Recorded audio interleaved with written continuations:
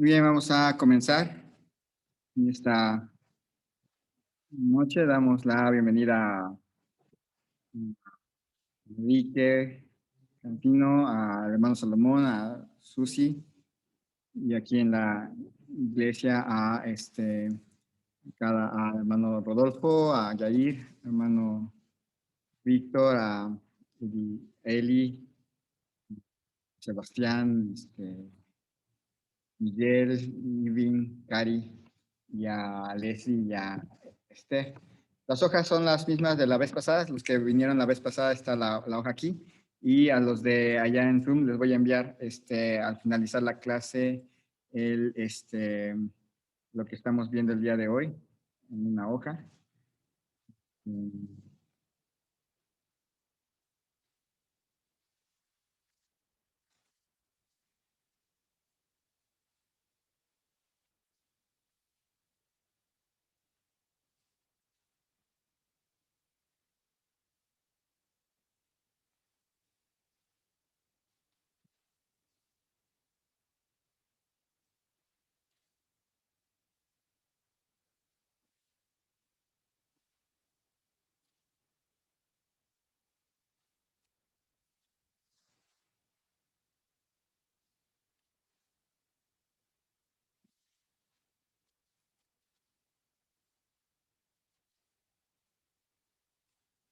Bien, vamos a comenzar. Le vamos a pedir a nuestro hermano Rodolfo si nos puede guiar en oración.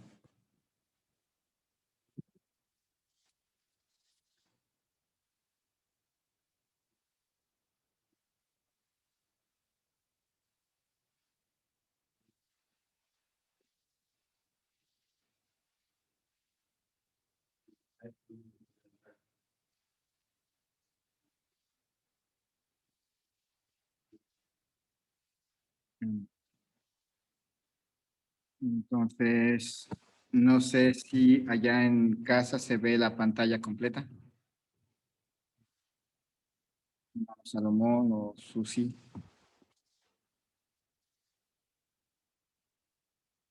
Pero bueno, estábamos viendo qué es discipular. Estábamos viendo que según el resumen, es una manera de definir la obra, es la exhortación intencional. La exhortación intencional de cristianos fundamentada en relaciones deliberadas de amor y entrenamiento en la palabra de Dios. Eso es discipular. La meta es crear relaciones deliberadas en las cuales por amor nos ayudamos a crecer en la palabra de Dios. Eso es la idea del discipulado. Y vimos que se basa en varios aspectos. Primero, el discipulado bíblico es intencional y deliberado. Son palabras que van a escuchar mucho a lo largo de todo el curso. Son 12 lecciones, aunque prácticamente no estamos haciendo más que una por cada dos clases. Pero vamos a escuchar mucho la palabra intencional y la palabra deliberado. Necesitamos entender que hacer discípulos no es algo que simplemente sucede, no es algo que simplemente va a pasar y que hay que esperarlo, sino que es el resultado de cristianos que responden en obediencia a un mandato imperativo de Dios. Ahí en Mateo 18 al 20. Si alguien aquí en la clase puede leerlo, Mateo 18 al 20.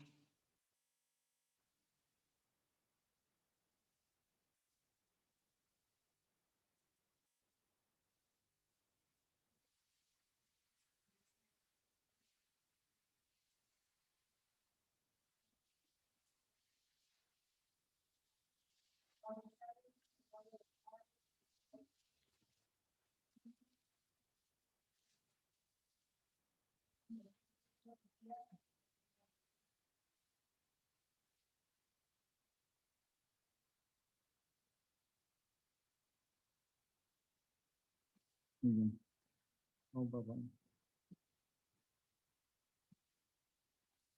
Bien, en este texto, si ustedes lo notan, eh, no es una estrategia. La intención no es hacer una estrategia para ver cómo hacer crecer la iglesia. Suena bonito hacer una campaña de discipulado para que traigamos más gente a la iglesia. No es una estrategia, es un mandato bíblico. No es algo que se nos ocurre como iglesia y que deberíamos de hacer como iglesia para ahora que vamos a regresar, sino más bien es un mandato bíblico. Dice el mandato, por tanto, ir y hacer discípulos. Entonces, no es una opción para una iglesia, no es algo que podamos omitir. Ya somos muchos, entonces podemos omitir este mandato. No, es una obligación, es un mandato bíblico. Se nos manda ir y hacer discípulos. Eh, Obviamente se entiende y lo vamos a ver más adelante, no hay discípulos sin evangelismo. Si no hay evangelismo, no se puede hacer discípulos. Pero también el evangelismo queda completamente incompleto si no se hace discípulos. Y estamos entendiendo por hacer discípulos no esa cadena de estudios donde les enseñamos los elementos básicos, la seguridad de la salvación, por qué leer la Biblia, por qué orar, por qué ir a una iglesia, por qué dar. Eso es otro asunto que se incluye a veces, pero no es el tema central. El tema central es hacer discípulos, gente que sigue a Cristo. Entonces, es un mandato, es algo que debemos recordar, que si no lo cumplimos, tendremos un problema muy serio como iglesia a corto y a largo plazo. No es un encargo que implique simplemente comunicar el mensaje del evangelio. No es nada más ir y compartan el evangelio a toda criatura. El mandato es claro, ir y hacer discípulos. Eso es lo que tenemos que tener en cuenta. Muchas iglesias lo que hacen es ir y evangelizar. Y eso es importante. Como les digo, no hay discipulado sin evangelismo previo. Pero muchas iglesias se hunden porque no hicieron discípulos. Las llenaron de gente que no sigue a Cristo, pero están llenas sus iglesias.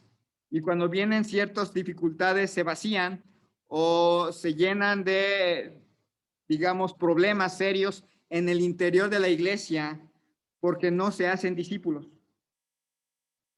Nuestro enfoque de nuestro evangelismo debe ser hacer discípulos. No deben de hacer discípulos, recuerden, no es hacer discípulos de nosotros mismos. La meta no es hacer que otra persona nos siga, que otra persona se convierta en alguien dependiente a nosotros, que no tiene otra opción más que depender de alguien como nosotros y que nosotros nos convirtamos en el parámetro de vida de la otra persona. La meta es invertir nuestra vida con el propósito de enseñar a otros a seguir a Cristo. Es invertir tiempo con el propósito de ayudar a otros a seguir a nuestro Señor Jesucristo. De tal manera que si por alguna razón ya no estamos, nos vamos, algo nos pasa, la persona que estaba llevando un discipulado con nosotros sigue a Cristo y continúa siguiendo a Cristo, estando o no estando nosotros. La meta es hacer discípulos de Cristo. Y eso es lo que entendemos que estamos llamados a hacer como cristianos. Darnos intencionalmente, deliberadamente, al propósito de relacionarnos con los demás y así ayudarles a convertirse en creyentes maduros en Cristo. Entonces recuerden eso. La idea es la madurez. Eso no implica o no obliga a que tengamos que ser maduros todos para poder discipular a alguien. El proceso es mutuo. Nosotros vamos a tener que ir madurando en el Señor. en la medida que vamos discipulando. Y el discípulo va a empezar a madurar. La meta es madurez. No es fácil medir la madurez bíblica porque no se trata de edad. Hay gente adulta o gente adulta mayor que, aunque lleva muchos años en la iglesia, no madura.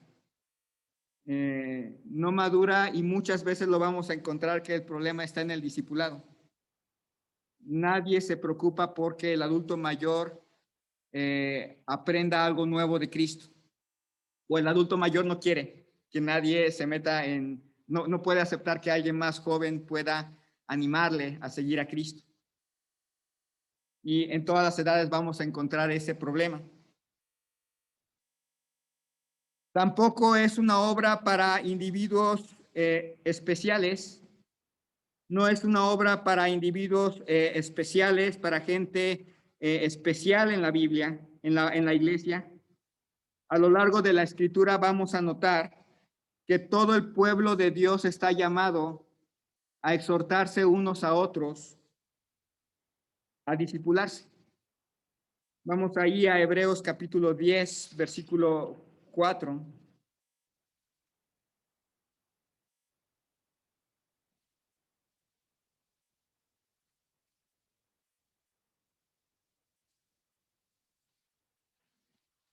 Versículo 24, Hebreos capítulo 10, versículo 24. Si alguien allá en Zoom puede leer Hebreos 10, 24.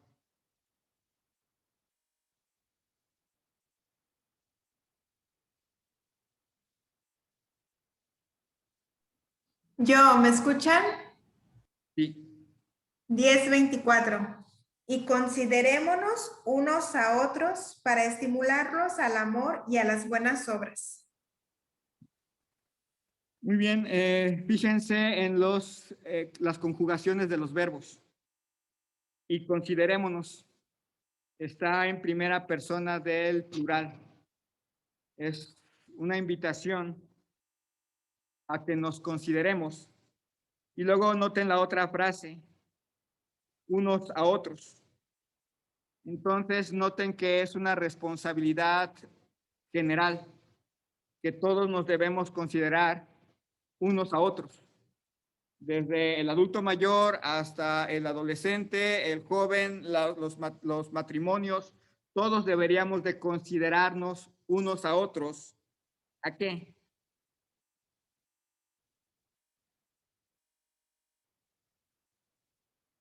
Considerémonos unos a otros. ¿Para qué? Para estimularnos al amor y a las buenas obras. Esa es la función propiamente de la iglesia. La iglesia a veces la vemos como el lugar donde yo voy a sentarme, a adorar a Dios, a aprender de la Biblia y terminando el haber adorado a Dios y aprendido de la Biblia, me voy a mi casa y ya cumplí con mi función de haber sido parte de la iglesia. En realidad la función es considerarnos unos a otros. ¿Para qué cosa?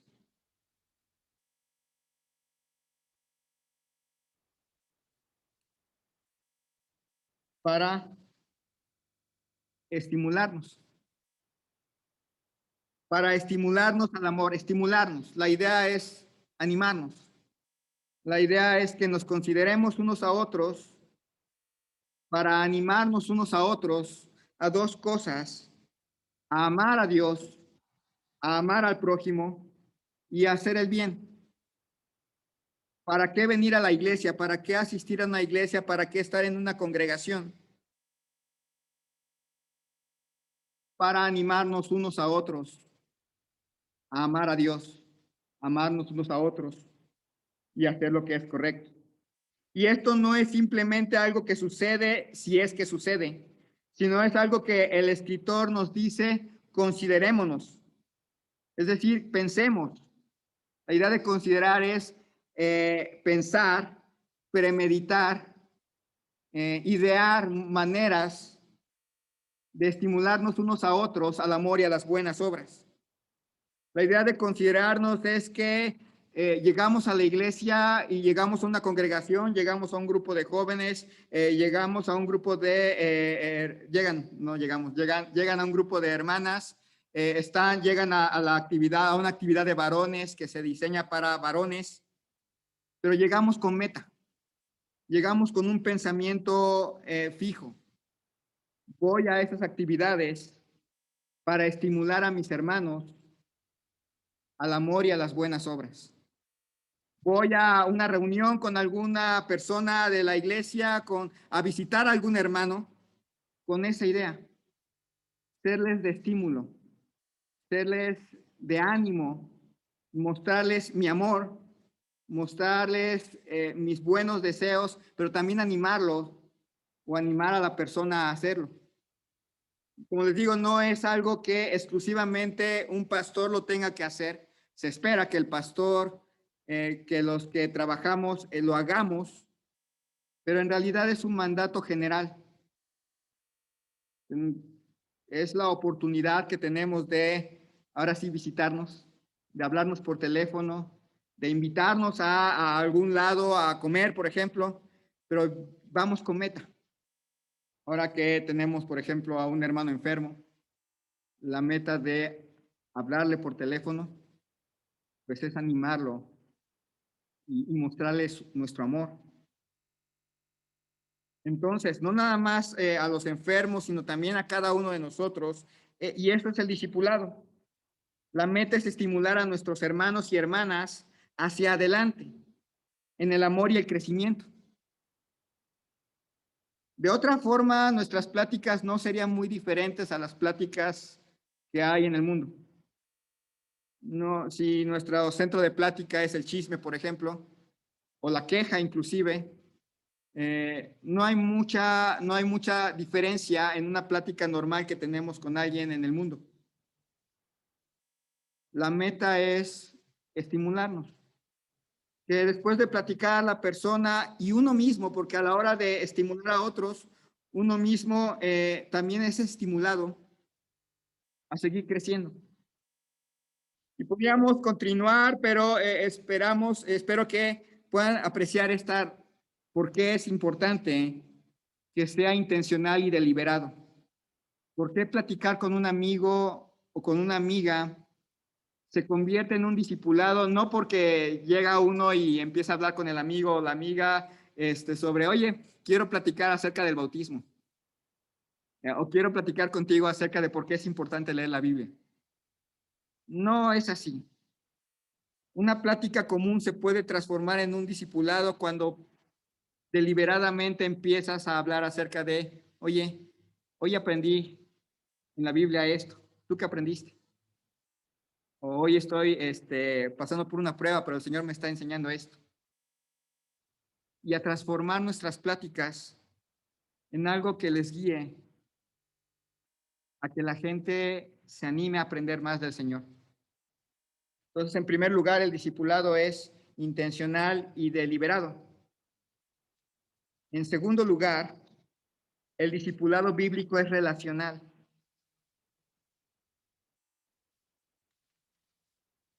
La idea de que del discipulado está entretejida a través del Antiguo y del Nuevo Testamento.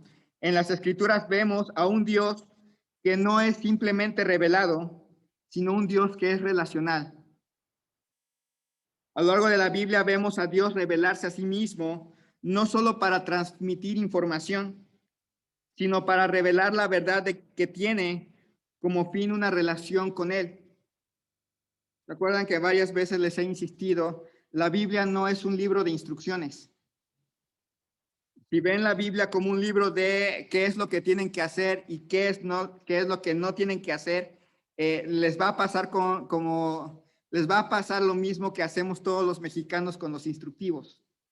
Los abandonamos, no los leemos hasta que algo sale mal en la vida y se nos descompone la vida, entonces sacamos el instructivo para ver en dónde estuvo el error. La Biblia es un libro de relación.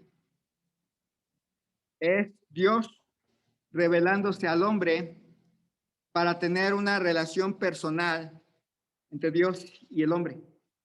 El Espíritu Santo que mora en nuestro corazón hace real esa relación. Hace que nosotros sepamos que estamos realmente relacionados con alguien que existe, con alguien que está cerca de nosotros, en nosotros, y se convierte en una relación. El cristianismo es eso, no es religión, es una relación. Cuando el cristianismo de nosotros se transforma en religión, se vuelve un desastre. El cristianismo es una relación entre Cristo y nosotros, Dios el Padre y nosotros. En cada momento vemos en la Biblia a Dios moviéndose de manera intencional y de manera deliberada hacia niveles más profundos y significativos de relación con su pueblo. No es lo mismo la relación que tuvo Dios con Adán y Eva, a cómo se va relacionando con Abraham, con Noé primero, con Abraham, con los patriarcas, con la nación de Israel, con personajes específicos como David, Jeremías, Isaías, y cómo va avanzando esa relación hasta el grado de que de repente Dios toma forma humana y habita entre nosotros y se relaciona con las personas que están en ese momento. Luego muere nuestro Señor Jesucristo, resucita, asciende, da el Espíritu Santo y se da otro paso en la relación entre Dios y el hombre. Porque por primera vez el Espíritu Santo, Dios, viene a morar en el hombre de manera permanente. Y se va a aumentar la relación cuando finalmente estemos allá en casa, cuando se cumplan otras promesas. Van a notar que la Biblia es un libro donde un Dios se está relacionando con la humanidad de una manera personal y cada vez más profunda. Desde la aparición de la ley en el Éxodo hasta la promesa de Dios con nosotros en Isaías, vemos a Cristo encarnado, vemos la relación cada vez aumentando. Y cuando lo vemos así, notamos que construir un pueblo, notamos que el proceso de discipulado tiene la misma naturaleza, una relación con Dios. Por eso el enfoque de un discipulado relacional es importante. Si ustedes se fijan, la iglesia la describen como hogar. A la iglesia se le describe como un cuerpo. A la iglesia se le describe como un edificio. Y cuando lo notamos así, entonces vamos dándonos cuenta que trata de hablarnos de una iglesia donde todos se relacionan. En un hogar funcional, los padres se relacionan con los hijos con los padres, los hermanos entre ellos, y todos se relacionan y se aman y se quieren, con dificultades y todo, pero ahí están enlazados. Si hablamos de un cuerpo, los miembros ahí están integrados, la muela del juicio está ahí cumpliendo su función, el apéndice está también cumpliendo la suya, la vesícula. Cuando una de esas cosas se altera todo el cuerpo, pero cada parte va cumpliendo su función. Las cejas, evitando que caiga el sudor al ojo, las pestañas bien listas para cuando viene un balón hacia nuestra cara. Ya sabemos también las orejas, el cartílago de las orejas listo para que cumpla su función para captar el sonido, y cada cosa hace su función. Y en el edificio, el cimiento, los muros, las columnas, las ventanas, todo se está relacionando. Así que una iglesia donde solamente se transfiere información es una iglesia que enferma. La iglesia está llamada a relacionarse unos con otros en un aspecto relacional diferente a lo que haría en otro lado. No estamos llamados a formar un partido político. Somos una iglesia. Y en la iglesia estamos llamados a relacionarnos unos con otros. Sabemos que sí, es cierto, va a haber personas que su carácter es diferente al nuestro y nos cuesta relacionarnos con ellos. Hay otras personas cuyo carácter es muy apegado a nosotros y nos gusta estar con ellos. Pero el hecho es que todos estamos llamados a que de una u otra manera, más o menos, todos nos relacionemos. Lo sabemos, no sé si se han dado cuenta, que entre nosotros tenemos sabemos que podemos evitar aprendernos los nombres porque usamos el título hermano o hermana. Ya con eso evitamos los nombres y hasta que aparece en la pantalla los cumpleaños, nos aprendemos los cumpleaños bueno, sabemos que cumplió años y no nos volvemos a acordar de ellos a menos que Facebook lo recuerde. Y no sabemos, por ejemplo, les decía del hermano Jorge Martínez. A muchos les cuesta trabajo ubicarlo. A mí no me debe de costar trabajo ubicarlo porque pues, estoy a cargo, pero les cuesta trabajo ubicar a hermanos como el hermano Jorge Martínez. A algunos les costó trabajo ubicar al hermano, al esposo de la hermana Antonia, ya se me olvidó el nombre, con los nervios, que falleció hace el año pasado. Héctor. Nos cuesta trabajo ubicar nombres, fechas, momentos, a qué se dedican. Y no es que debamos de ser chismosos y andar ahí metiéndonos en la vida de todos buscando información, pero como iglesia deberíamos de saber, más allá de su presencia, sus nombres, ellos deberían de conocer nuestros nombres. Y esto resulta de una iglesia o nos lleva a pensar en una iglesia que necesita relacionarse unos con otros. Y así como muchas otras cosas de la vida de la iglesia, el discipulado individual debe desarrollarse en un contexto de relaciones de amor y exhortación. Si vamos a discipular a alguien, es porque queremos no nada más pasarle información bíblica, nos queremos relacionar con esa persona. Queremos ser sus amigos. Queremos que sepan que nos interesan, que nos importan. Queremos que sepan que cuentan con nosotros.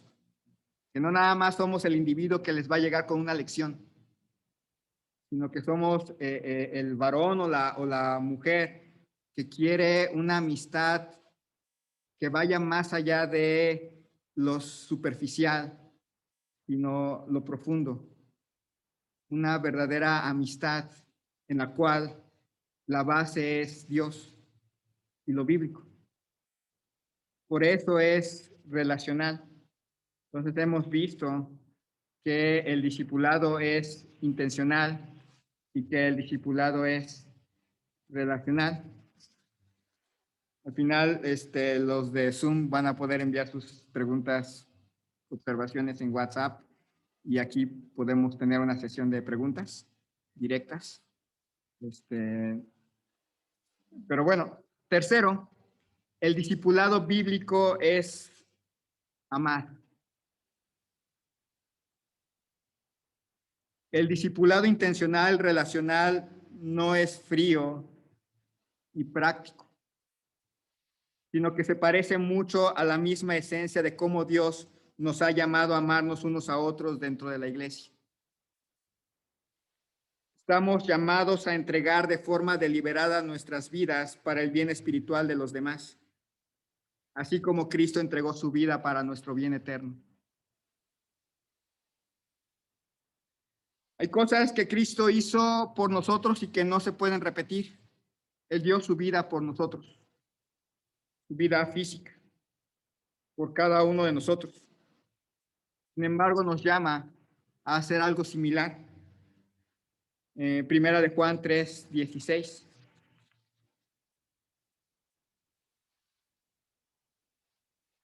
Primera de Juan 3:16, si alguien aquí en el auditorio puede leerlo.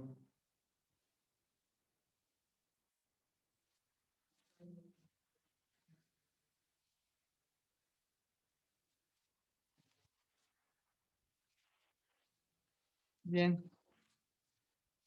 Sabemos que Cristo entregó su vida por nosotros y eso no lo podemos ni imitar ni repetir, salvo algunas veces que pues alguien necesita un riñón. o alguien necesita algún otro órgano que podemos dar. Tal vez se parece un poco. Pero es interesante que usa dos palabras diferentes para vida en este texto. Dice, en esto hemos conocido el amor, en que Él, Cristo, puso su vida física por nosotros. También nosotros debemos poner nuestras vidas por los hermanos. La palabra que ahí se usa por vida es la palabra alma.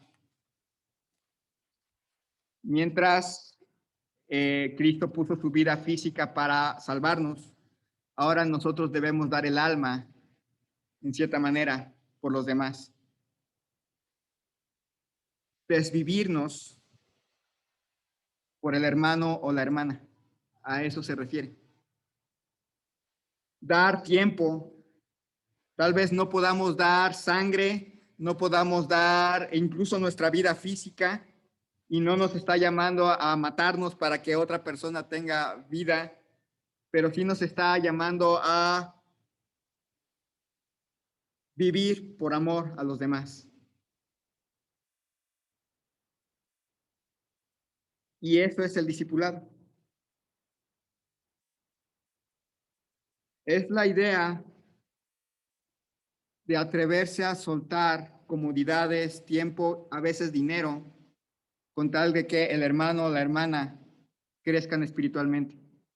Quizás la cosa más o lo más preciado que tenemos por dar es el tiempo.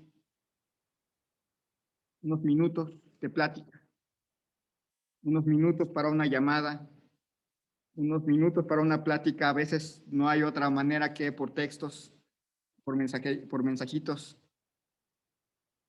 Un rato de suspender nuestras actividades, dejar de ver el programa que queríamos por ir a cenar con alguien, y se transforma en un discipulado. No me refiero a que van ahí a la cena y sacan un librito y te quiero, no, me refiero a que se convierte en una charla donde se estimulan al amor y a las buenas obras en el Señor. ¿Por qué Jesús, nuestro Señor, entregó su vida por nosotros? Para glorificar a Dios y hacernos un bien espiritual, para enseñar, modelar, exhortar y amar a sus discípulos. Vemos esa actitud en nuestro Señor Jesucristo. Él discipuló. Y lo vemos no nada más dando normas y leyes y estatutos y decretos de lo que tenían que hacer. Lo vemos relacionarse con Pedro, Juan, Jacobo y con los demás. Lo vemos tratando de enseñarles con ejemplos, que los pescaditos, que los panes, que calmando la tormenta. Lo vemos enseñándoles cosas muy interesantes, platicando con ellos, orando por ellos, orando con ellos.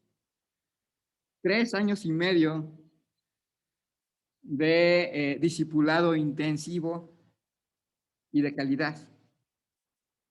Y al final él sí tuvo que ir a la cruz por ellos. Y al final ellos salieron corriendo y lo dejaron. Pero también eso fue para su protección.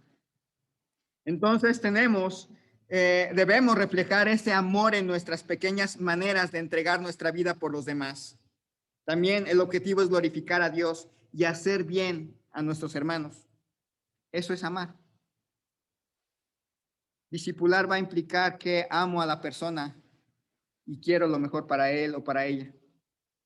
Cuando me reúno con él o con ella, cuando platico, cuando me relaciono con la persona, los padres pueden hacer eso con los hijos. Allá en Casa Hogar tienen bastantes posibles discípulos. Y la idea es relacionarse en amor. Los esposos se pueden discipular uno al otro. Los amigos nos podemos discipular unos a otros, y no estamos hablando de solamente a platicar de cosas espirituales. Implica mucho más que eso. Pero implica amor. Por eso, en primer lugar, el discipulado es intencional y deliberado. En segundo lugar, hemos visto que es propiamente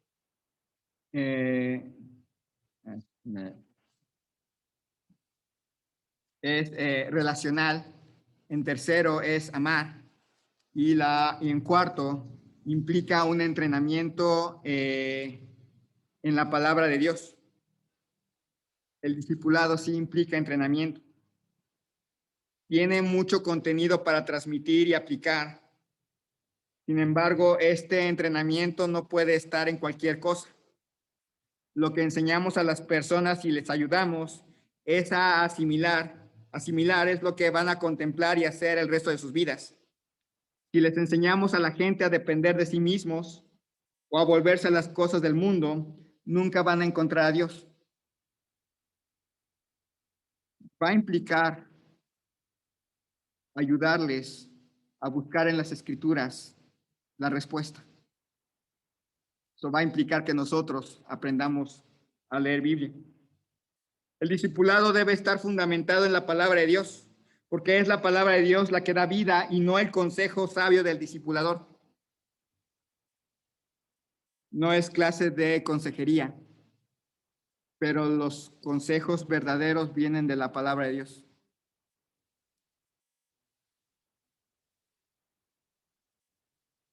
Solamente las escrituras tienen el poder para transformar las vidas. Según Timoteo 3, 16 y 17, y con esto termino. Toda la escritura es inspirada por Dios y útil para enseñar, para redarguir, para corregir, para instruir en justicia, a fin de que el hombre de Dios sea perfecto, enteramente preparado para toda buena obra. La tarea del discipulador no es cultivar dependencia del discipulado en nosotros, sino en nuestro Dios. Y para eso va a tener que hablar, vamos a tener que dar bastante Biblia. Entonces, las escrituras forman parte esencial del discipulado. No es que todas nuestras pláticas tengan que llevar hacia solamente hablar Biblia, pero es que debe de incluirla.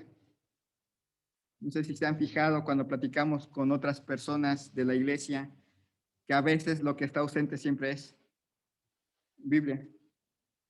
No estamos acostumbrados a que alguien nos pregunte hoy, hola, ¿cómo te fue? Oye, ¿qué hiciste de devocional hoy? Yo hice esto. Y si alguien llega y nos hace esta pregunta, como que no nos gusta, especialmente si no la leímos. ¿Qué has aprendido en la semana? Casi nunca hablamos de la Biblia, pero debe de incluirse. Alguien nos llega a pedir un consejo. ¿Cómo le vamos a contestar? Oye, tengo este problema. Pues, como dice el dicho, ayúdate que Dios te ayudará. Oye, tengo problemas para despertar temprano. ¿Qué debo de hacer? Híjole, pues al que madruga Dios le ayuda. ¿Qué vamos a contestar en una situación de crisis? A veces nosotros mismos estamos en crisis, pero ¿qué vamos a contestar? ¿Cómo vamos a apoyar a otros? Incluye Biblia. Entonces, la próxima semana vamos a continuar con el tema de qué es un discipulado. Y pues les invito a seguir, a pensar un poco cómo son nuestras relaciones con los hermanos, cómo son nuestras relaciones en familia, cómo son nuestras relaciones con nuestros amigos. Vamos a ver más adelante que no se trata de hacer amistades frías, el proyecto discipulado tal. No. Pero ¿cómo podemos hacer que nuestra amistad con alguien